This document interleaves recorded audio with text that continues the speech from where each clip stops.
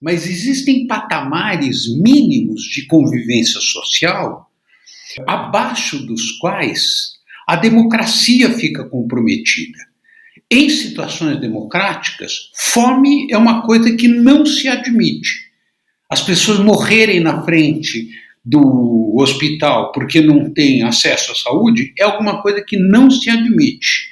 Ou seja, há necessidades básicas das pessoas que uma sociedade democrática tem que atender, mesmo que as pessoas não tenham renda para obter o acesso a essas necessidades. A pessoa que você acabou de ouvir é o professor Ricardo Abramovay, atual titular da Cátedra Josué de Castro, aqui da Faculdade de Saúde Pública da USP. Ex-docente da Faculdade de Economia e Administração, a FEA-USP, Abramovay é estudioso da questão agrária e do meio ambiente e já publicou diversos livros, sendo o primeiro deles dedicado ao tema do episódio de hoje. O livro O que é a Fome teve sua primeira edição lançada em 1983 pela editora Brasiliense. Mesmo passando 40 anos desde o seu lançamento, o tema ainda é bastante atual nos dias de hoje. Neste episódio, que fecha a minissérie sobre a fome no Brasil, nosso convidado fala sobre políticas públicas possíveis e necessárias no combate a esse grave problema. Vamos refletir um pouco sobre essa questão?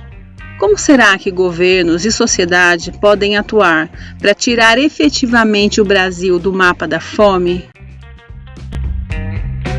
Só para deixar bem claro, o Mapa da Fome é um ranking mundial produzido pela Organização das Nações Unidas pela Alimentação e Agricultura, a FAO, na qual constam países como Sudão, Etiópia, Quênia, Uzbequistão, Mongólia, Timor-Leste, Haiti, só para citar alguns. Mas afinal, o Brasil está ou não nesse Mapa Mundial da Fome? Ora, segundo o relatório de 2022 da FAO, entre 2019 e 2021, houve um aumento de 150 milhões de pessoas passando fome no mundo. Desta forma, em 2021, chegamos ao total de 808 milhões de pessoas que passam fome globalmente. Com esse estrondoso aumento global, não seria difícil imaginar que o número de famintos também cresceu no Brasil. Sim, mas entre crescer o número de famintos e entrar no mapa da fome, há uma diferença. Vamos entender melhor essa questão. De acordo com a pesquisa de orçamentos familiares, a POF, do Instituto Brasileiro de Geografia e Estatística, IBGE, publicada em 2018, havia naquele ano 4,9% da população brasileira em situação de insegurança alimentar grave, ou seja, estavam passando fome. Há um corte internacionalmente aceito de que, com 5% da população nessa situação, daí então o país entra para o mapa da fome, figurando entre todos os países que possuem um número relevante de pessoas passando fome. Então, desde 2018, o Brasil já estava nessa situação, que aliás se agravou e muito, como mostrou o segundo inquérito nacional sobre insegurança alimentar no contexto da pandemia de Covid-19 no Brasil. Esse inquérito foi produzido pela Rede Pensan, que é uma rede nacional de pesquisa e de pesquisadores em torno do tema da segurança alimentar e nutricional. Vale lembrar que o Brasil tinha saído da situação de desnutrição e fome na década de 1990. A desnutrição, como sabemos, é uma consequência da fome recorrente, ou seja, a pessoa passa por episódios seguidos de fome até chegar à desnutrição, como aquela que vimos nas fotos espalhadas nas redes sociais dos Yanomami. Você que acompanhou os primeiros episódios desta série pôde perceber como a fome atinge os pobres que moram nas ruas na entrevista com o padre Júlio Lancelotti. E no segundo episódio desta temporada, você ouviu também como a academia pode contribuir com a produção de conhecimentos e diretrizes para políticas públicas de combate à fome. Fechamos então esta minissérie sobre a fome fazendo esta importante reflexão sobre as medidas que precisam ser adotadas nas instâncias governamentais e na sociedade civil para fazermos frente a este problema. Ouça então agora a entrevista com o professor Ricardo Abramovay. Eu sou Silvia Miguel, jornalista e sanitarista. E eu sou Felipe Velames, estagiário de jornalismo na assessoria de comunicação da FSP-USP e responsável pela entrevista com o professor Ricardo Abramovay que vocês vão ouvir neste episódio.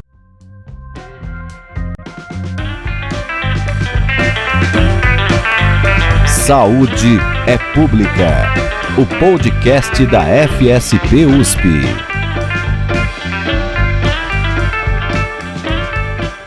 Quais foram os principais fatores que explicam esse retrocesso que fez com que a gente voltasse ao mapa da fome?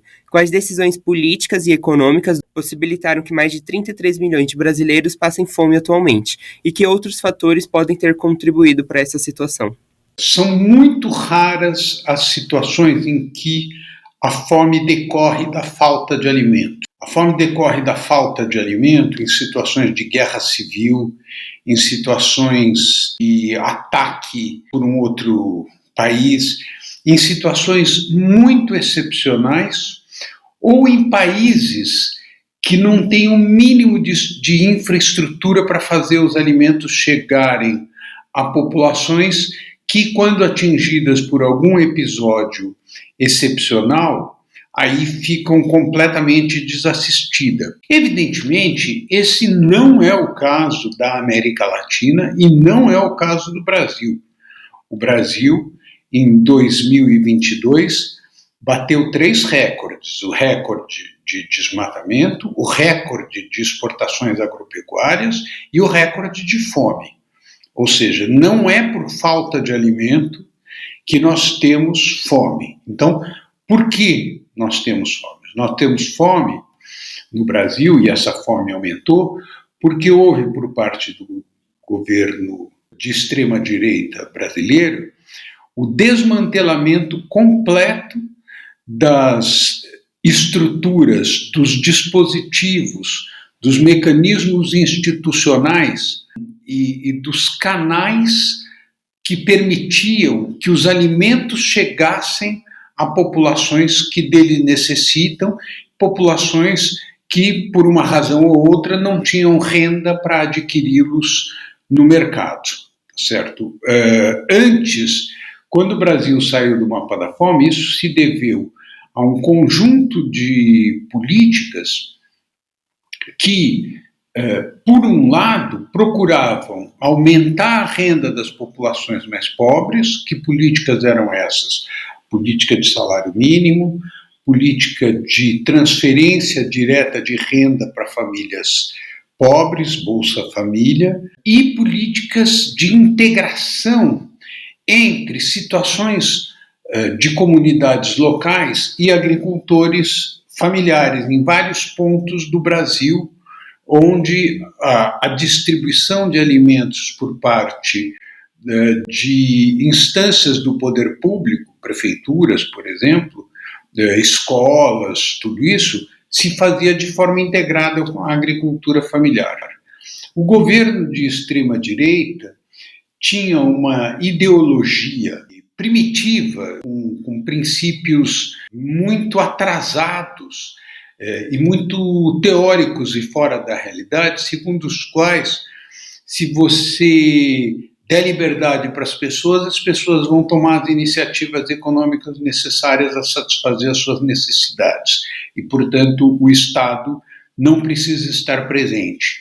Essa visão, segundo a qual o Estado e as políticas públicas atrapalham e não ajudam, essa visão de um liberalismo grotesco, primário, pouco elaborado, que não tem nada a ver com as doutrinas liberais dos clássicos do liberalismo, como John Stuart Mill, como John Locke, e mesmo dos clássicos contemporâneos do liberalismo, como Milton Friedman, essa doutrina foi muito prejudicial ao Brasil, essa crença, porque ela era acompanhada de 2 coisas. Primeiro, o desmantelamento das políticas públicas e, segundo, pelo aumento de poderes locais que não eram poderes legitimados por nenhuma instância pública, ou seja,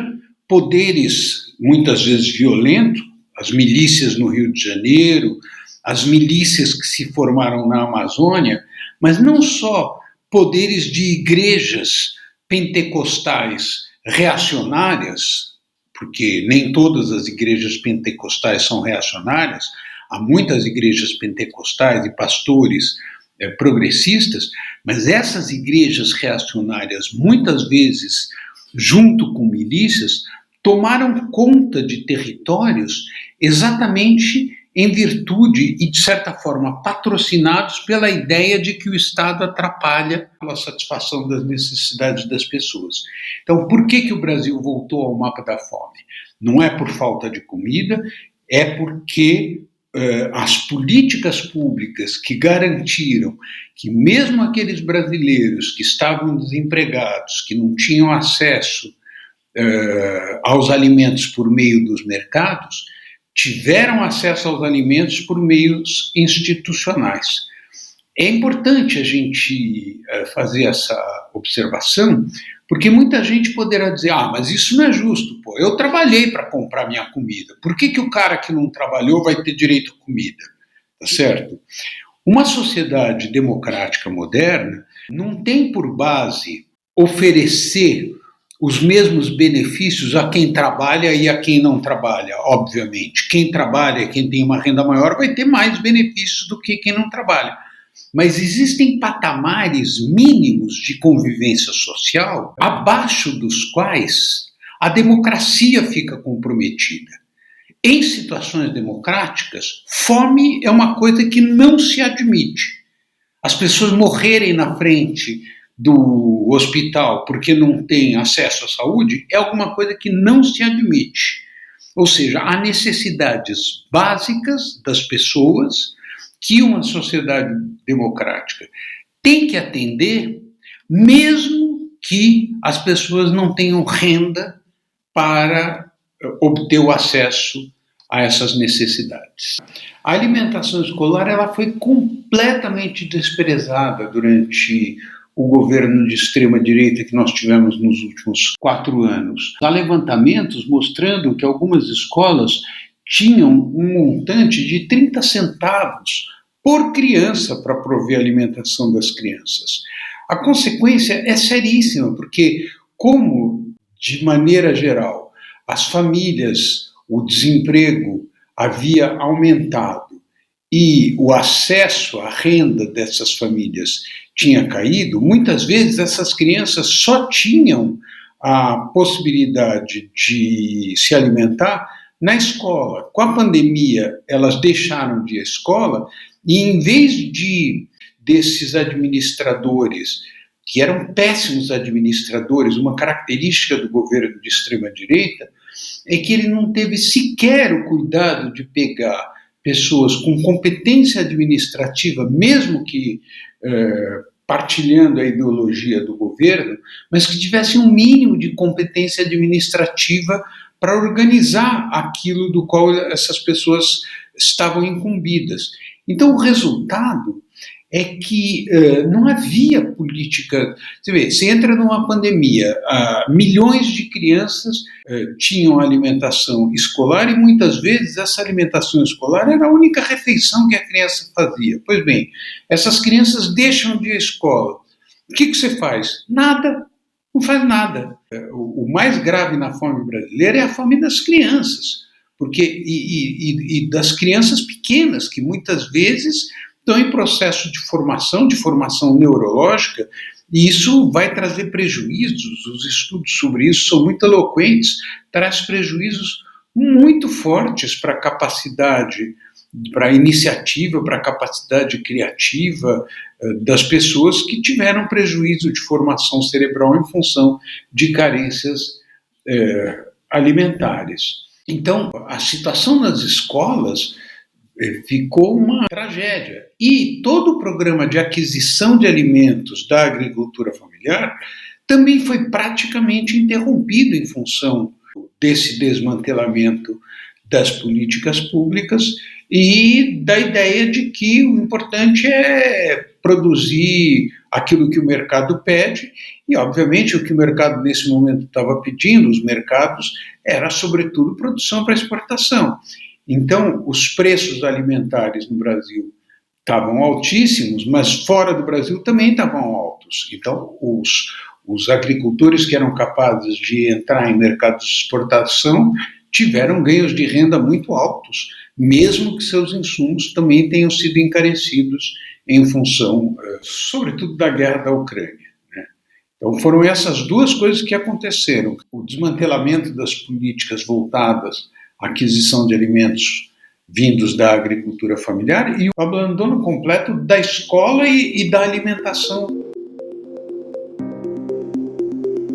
Como disse o professor Abramovay, o Brasil voltou para o mapa da fome por causa do descaso e despreparo governamental com as populações que mais precisavam. Além disso, os mecanismos de transferência de renda que supostamente poderiam contornar essa situação não funcionaram para a população mais carente.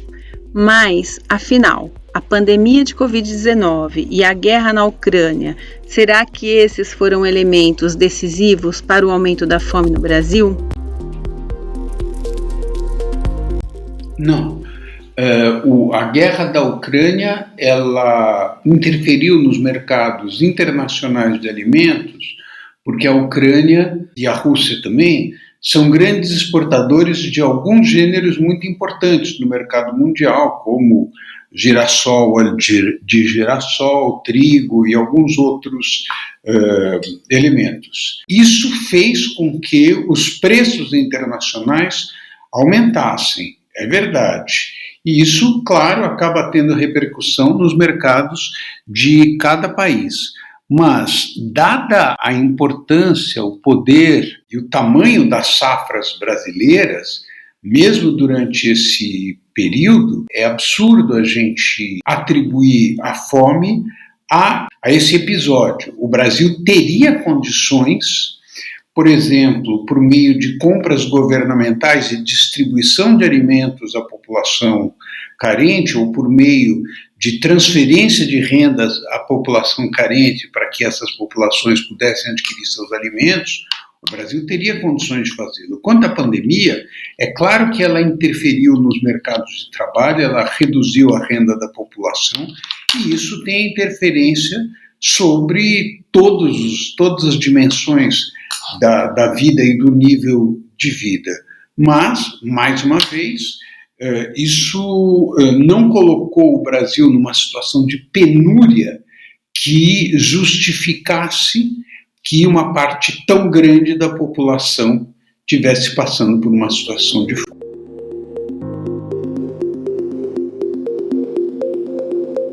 Agora que já entendemos como o Brasil voltou ao mapa da fome, chegamos à pergunta-chave do nosso episódio. Quais políticas públicas seriam efetivas no combate à fome no Brasil?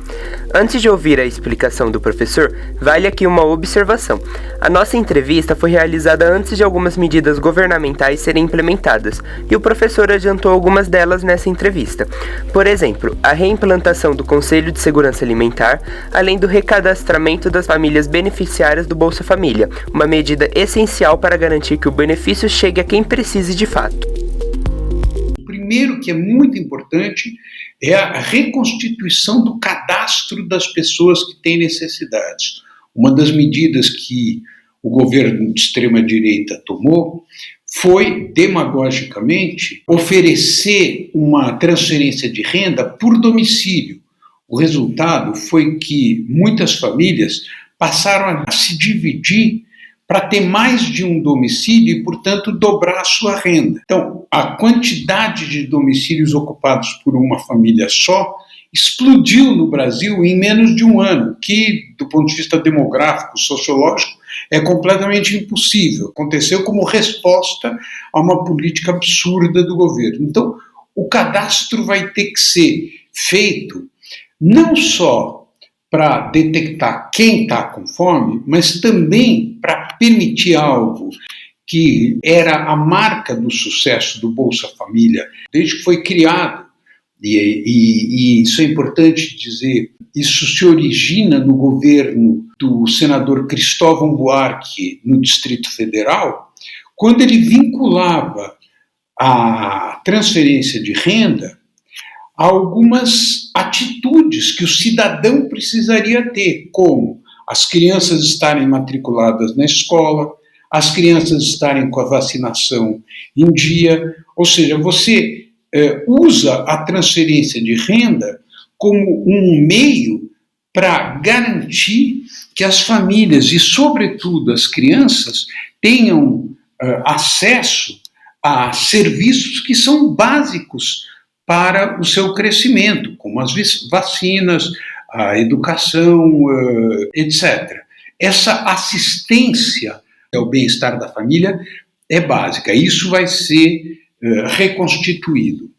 Uma segunda coisa muito importante a ser feita é a reconstituição de toda a estrutura de assistência social no Brasil, que é paralela ao cadastro único. A própria transferência de renda vai ter um papel importante nesse sentido, quer dizer, as famílias passam a ter renda para aquisição de alimentos. E uma coisa que é muito importante são os estímulos que serão dados para que as famílias possam diversificar a sua alimentação. O professor chama a atenção para os perigos do aumento do consumo de alimentos ultraprocessados e ressalta a necessidade de combater os chamados desertos alimentares. Ele explica o que isso significa. Ouça.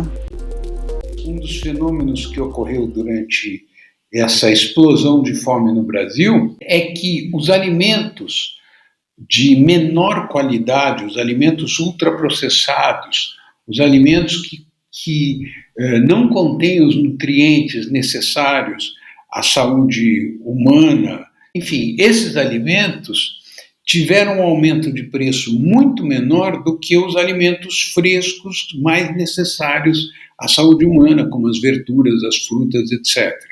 Além disso, nós temos um problema muito sério dos desertos alimentares, que são aquelas regiões muito típicas das áreas periféricas dos centros metropolitanos, em que você não encontra frutas e verduras frescas a menos de 500 metros de um domicílio. Esses são chamados desertos alimentares, e a consequência da existência desses desertos alimentares é que as famílias acabam tendo uma alimentação deficiente. Por que você tem tanto ultraprocessados?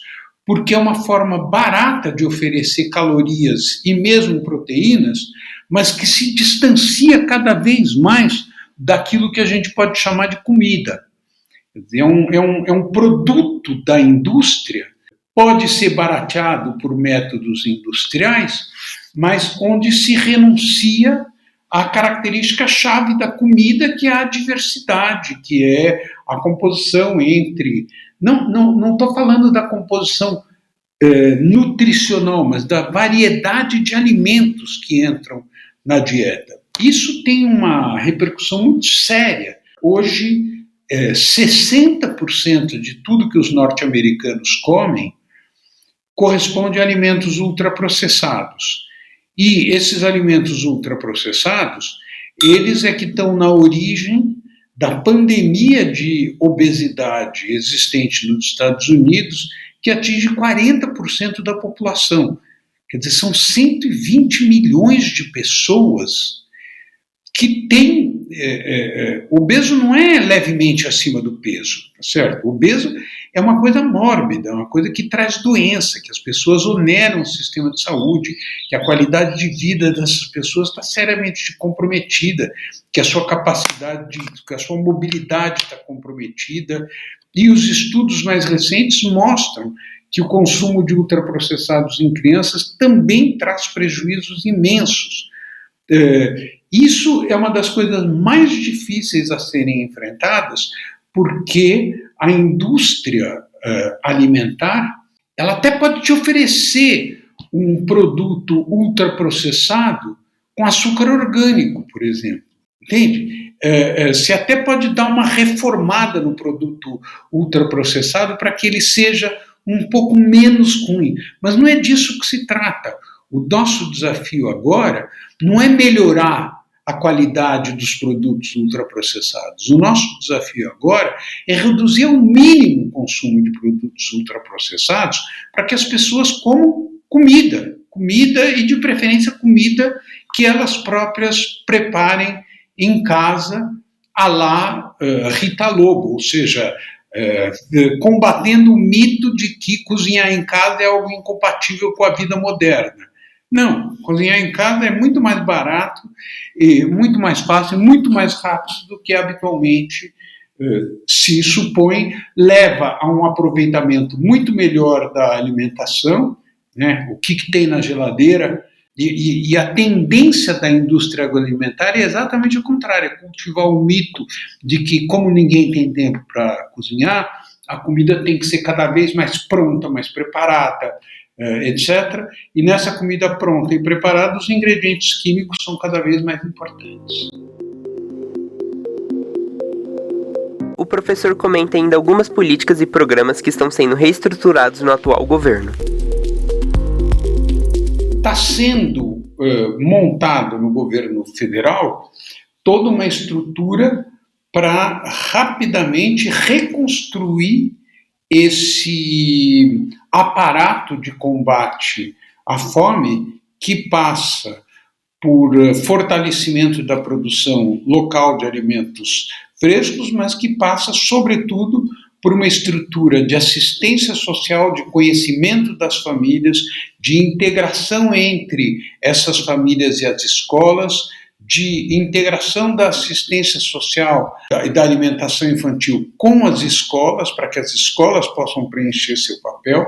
Uma coisa muito importante nesse sentido é a reconstituição dos conselhos de segurança alimentar.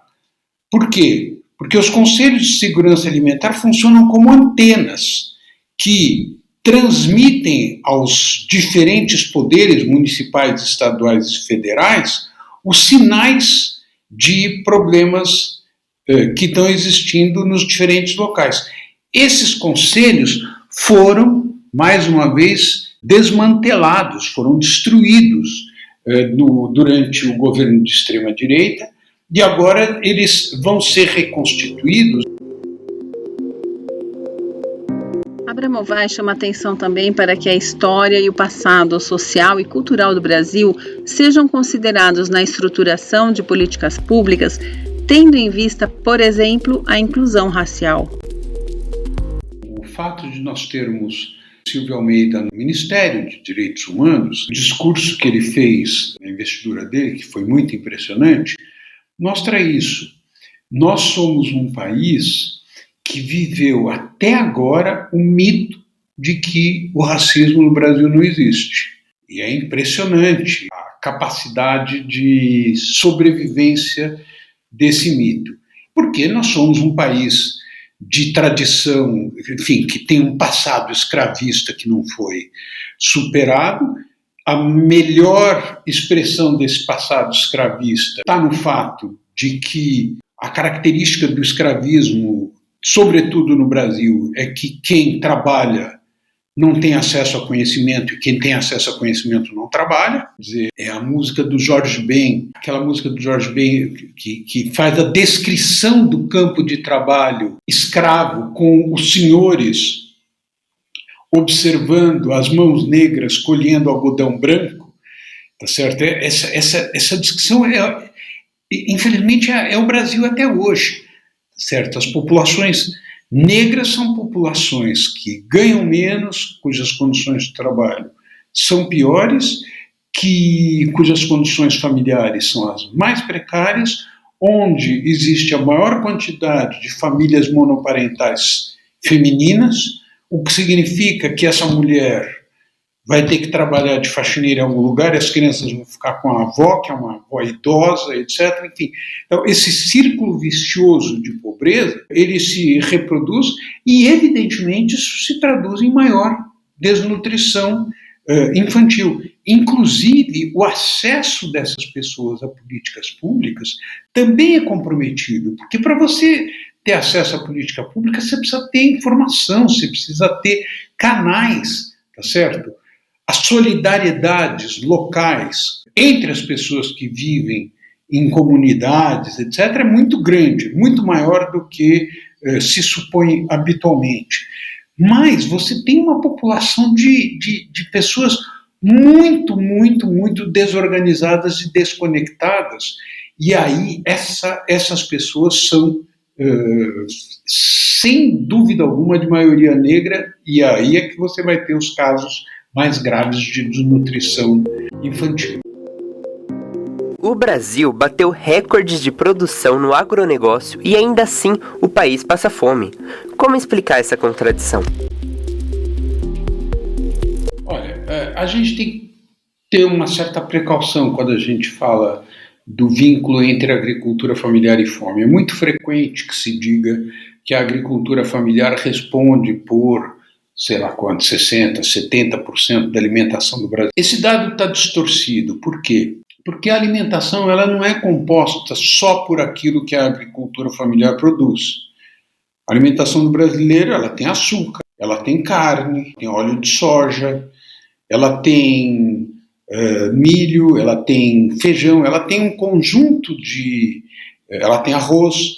Nenhum desses produtos vem predominantemente da agricultura familiar, tá certo? Mesmo o feijão, aqui em São Paulo, é uma agricultura patronal, uma agricultura que emprega trabalhadores assalariados em larga escala e assim por diante. Isso dito, não é que nós temos assim uma cisão em que você tem uma agricultura que alimenta o país e você tem uma agricultura que está voltada para fora. Essa é uma divisão artificial, não é correto dizer isso. Inclusive, a agricultura familiar mais próspera, ou seja, aqueles 10% dos agricultores familiares que respondem por 80%, 90% da produção da agricultura familiar, esses agricultores também estão vinculados a mercados de exportação por meio da exportação de aves, de suínos e também de soja. Quer dizer, você tem muita soja produzida por agricultor familiar. Tá certo? Então, por que a agricultura familiar é importante?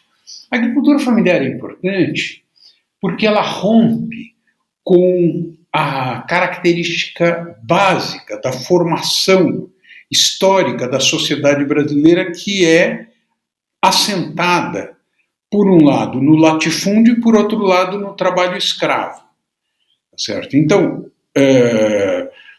uma sociedade cuja base é o latifúndio e o trabalho escravo, nessa sociedade, a emergência de um conjunto de atores econômicos que, por sua luta, conseguiram se afirmar e enfrentar o poder do latifúndio, em geral de maneira não autorizada, ocupando terra, etc., e conseguiram se afirmar produtivamente diante do poder latifundiário, isso é muito importante. Nos tempos presentes, isso é ainda mais importante porque, por todo o país, essa unidade entre propriedade da terra e trabalho se afirmou de maneira clara.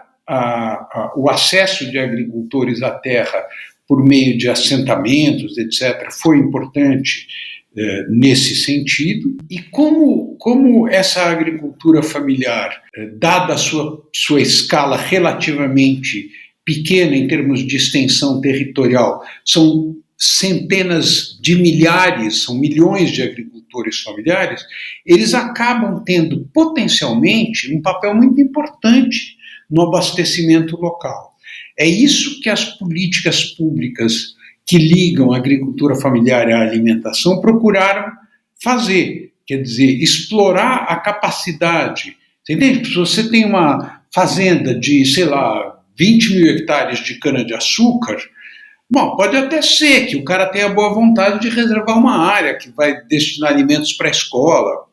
Isso pode acontecer, mas se você tem áreas em que você tem muitos agricultores com áreas de, sei lá, 50 hectares, 60 hectares, etc., a ligação entre a produção desses... Você formar um mercado para esses agricultores, onde eles abastecem cidades, escolas, etc., é vantajoso para os dois lados. De alguma forma, é o que essas políticas de aquisição de alimentos procuraram fazer. Diante de um cenário de escassez de variedade de alimentos, qual seria o papel da agricultura urbana? Esta modalidade de produção, embora não tão disseminada no Brasil, já possui papel relevante em muitos países. Nós temos um fenômeno novo, muito incipiente, mas muito promissor, que é o fenômeno da agricultura urbana e periurbana. A agricultura urbana, ou seja, a exploração por parte de agricultores, de populações que estão vivendo em situação de pobreza, mas têm conhecimento de agricultores, de agricultura, a ocupação de terrenos vazios em cidades para a produção de alimentos frescos destinados a mercados urbanos, isso é alguma coisa que está crescendo no mundo todo. O Instituto Escolhas fez uma pesquisa muito interessante mostrando que a área disponível na cidade de Belém para a produção de hortas urbanas seria suficiente essa área para produzir alimentos para 1.200.000 pessoas. Quer dizer, é um negócio assim, muito importante. Em São Paulo também o potencial é muito grande, só que não há uma política nacional voltada para isso. A Cátedra Josué de Castro está, nesse momento, se associando ao Instituto Escolhas para levar adiante trabalhos nessa direção, e o nosso papel nesse trabalho que o Instituto Escolhas está dirigindo, está orientando, né? Nós estamos entrando nesse trabalho, vai ser sobretudo na área de nutrição. Por quê? Porque a maior necessidade alimentar das populações atuais é de alimentos frescos, de hortaliças, que têm um conjunto de componentes que são cruciais para a boa alimentação. E então isso é uma coisa que a gente está começando a estudar e nós pretendemos nos aprofundar nisso durante esse ano que está entrando. Para finalizar, o professor fala um pouco sobre as linhas de pesquisa que estão sendo planejadas e que estão em andamento na Cátedra Josué de Castro, que ele preside atualmente. São 4 temas de pesquisa que nós estamos tentando montar e tomara que a gente consiga. O primeiro tema se refere às carnes. As carnes são o epicentro do sistema agroalimentar mundial. O que quer dizer isso? Quer dizer o seguinte: metade da superfície da Terra é ocupada por agropecuária, certo? Desse total, dessa metade da superfície da Terra ocupada por agropecuária, 80% volta-se à produção de carne, seja por meio de pastagens, seja por meio de produtos que vão alimentar os animais. Ora, isso faz com que a agropecuária seja responsável por 1/3 das emissões de gases de efeito estufa, que ela é a mais importante responsável pela destruição da biodiversidade no mundo, a mais importante utilizadora de água e responde por processos de poluição que são frequentemente extremamente graves, como esse que eu mencionei dos antibióticos, certo? Então, ao mesmo tempo, todas as previsões internacionais são de que a demanda por carne vai dobrar até 2050 com o aumento da renda, aumento populacional, etc, etc. Só que é impossível fazer esse aumento de 100% sem explodir completamente as fronteiras ecossistêmicas das quais depende a nossa própria vida. Quer dizer, se você tiver a ilusão de que com os métodos atuais você vai dobrar a produção, você vai explodir mudanças climáticas, biodiversidade, fertilizantes químicos que vão para a água, é o caso do nitrogênio, certo? Hoje você tem um problema seríssimo de contaminação de água por nitrogênio e assim por diante. O uso de água, etc. Então, um tema de pesquisa que nós estamos perseguindo é o seguinte: quais são os métodos de pecuária, de criação de animais ruminantes?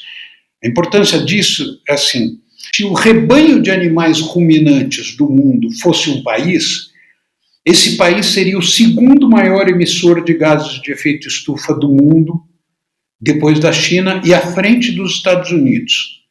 Os bois, as vacas, os carneiros, etc., mas é sobretudo boi e vaca, emitem mais no mundo do que os Estados Unidos. E pior, esses animais emitem um gás de efeito estufa chamado metano, que é 80 vezes mais destrutivo para a proteção da Terra do que o carbono, tá certo? Do que o CO2. Portanto, é urgente você interromper imediatamente a emissão de metano. Claro, você tem que, em primeiro lugar, acabar com o desmatamento, mas na hora que você acabar com o desmatamento, o Brasil tem 220 milhões de cabeças de gado que estão emitindo metano. O que você faz? O que você faz com isso? Acaba? Então, esse é um tema de pesquisa. Nós estamos com uma pesquisa, muito provavelmente nós vamos fazer para a FAO, a Organização das Nações Unidas da Agricultura e Alimentação, sobre métodos regenerativos de produção animal. Muito provavelmente esses métodos regenerativos, por mais virtuosos que sejam, vão exigir uma redução no consumo de carne. O Brasil tem um consumo de carne muito além do necessário. Claro que você tem uma parte da população que não consome nenhuma carne, mas você tem uma parte muito grande da população que consome muito mais carne. Então, essa é uma discussão que a gente vai fazer. Um segundo tema, que ainda não estamos com pesquisa em andamento, mas que está no nosso radar, é o tema dos antibióticos voltados à produção animal. O IDEC, o Instituto de Defesa do Consumidor, tem um trabalho muito interessante sobre isso, e é um tema que não tem sido pesquisado no Brasil. O Brasil é um país que conseguiu reduzir as poluições de criações concentracionárias derivadas de lançar os detritos animais no solo, na água, etc. Isso o Brasil conseguiu reduzir, inclusive porque esses detritos têm valor econômico. Mas a questão dos antibióticos não está sendo bem monitorada. Nós estamos indo atrás disso para ver o que dá para fazer, mas isso se insere no contexto do estudo do sistema agroalimentar, que tem como epicentro as carnes. Um terceiro tema, e esse a gente muito provavelmente vai levar adiante com o Instituto Escolhas, é que se você reduz o consumo de carne, muito provavelmente você vai ter que aumentar o consumo de produtos, de hortaliças, frutas e verduras. E para isso a agricultura urbana pode ter um papel muito importante. Então nós vamos, junto com o Instituto Escolhas, nós estamos nos organizando para participar das pesquisas, para mostrar o potencial nutricional que pode vir da agricultura urbana e periurbana. E por fim, um quarto tema de pesquisa que nós vamos levar adiante se refere à rotulagem. Esse é um tema no qual a rotulagem dos alimentos, esse é um tema de grande discussão global. A União Europeia agora está com uma imensa briga sobre o que é rotulagem de alimentos, como é que se rotula um alimento que faz bem, um alimento que não faz bem. E na Faculdade de Saúde Pública há pesquisadores e pesquisadoras que estão se aprofundando nisso. Então, nossa abordagem do sistema agroalimentar mundial vai se fazer em torno desses 4 temas: pecuária bovina, uso de antibióticos, agricultura urbana e periurbana e rotulagem. Agradecemos ao professor Abramovay, que fechou este mini especial sobre a fome. E agradecemos a você também, ouvinte, por nos acompanhar até aqui. E fiquem ligados, na próxima minissérie vamos falar sobre vacinas. Serão 3 episódios tratando sobre os diversos aspectos dessa importante medida de saúde pública.